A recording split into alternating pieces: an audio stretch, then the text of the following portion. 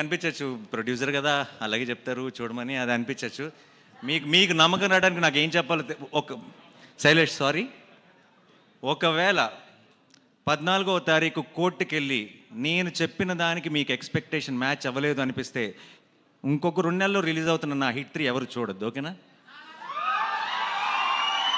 ఇంతకంటే బలంగా నేను చెప్పలేను. దీని మీద కంటే 10 రెట్లు ఎక్కువ ఖర్చు పెట్టాను అక్కడ డబ్బులు. బట్ చెప్తున్నా 14వ తారీఖు you go to the theatre, you'll be very very happy. నేను సినిమా చూసినప్పుడు నాకు ఒక ఎక్స్పీరియన్స్ కలిగింది.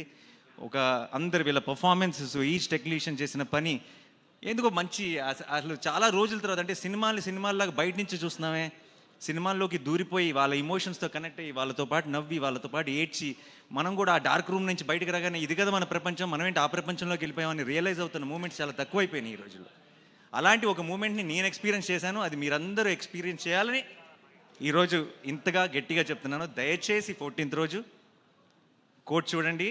అండ్ 14th వరకు మాత్రమే చూడమని చెప్తాను. ఆ తర్వాత మీరే చెప్తారు అందరికీ, నేను చెప్పను. ఇంకా ఇంకొకసారి ఓయ్ అనండి. ఈ ఓయ్ అన్నది థియేటర్లో ఆ ఫైట్స్ చూసి థియేటర్ తెరని మీరందరూ చింపి అవతల పాడైపోతే మధ్యాహ్నం నేను పెట్టిన ఏదైతే ప్రెస్ మీట్ ఉంటుందో అక్కడే నన్ను చితగొట్టేయండి.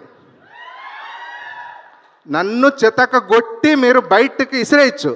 మీరు కిరణ్ గారు ఏదైతే ఉన్నదో ఆ ఫైట్స్ చూసి మీరు మెస్మరైజ్ అవ్వకపోతే నేను ప్రొడ్యూసర్గా మళ్ళీ సినిమా తీయను. ఇది కూడా కాన్ఫిడెంట్గా చెప్తున్నాను. ఏదైతే ప్రోడక్ట్ అమ్మలేదు నేను స్వయంగా రిలీజ్ చేశానని చెప్పానో అదే ప్రోడక్ట్ మీద నేను 100% కాన్ఫిడెంట్ రిలీజ్కి వెళ్ళాను. అదే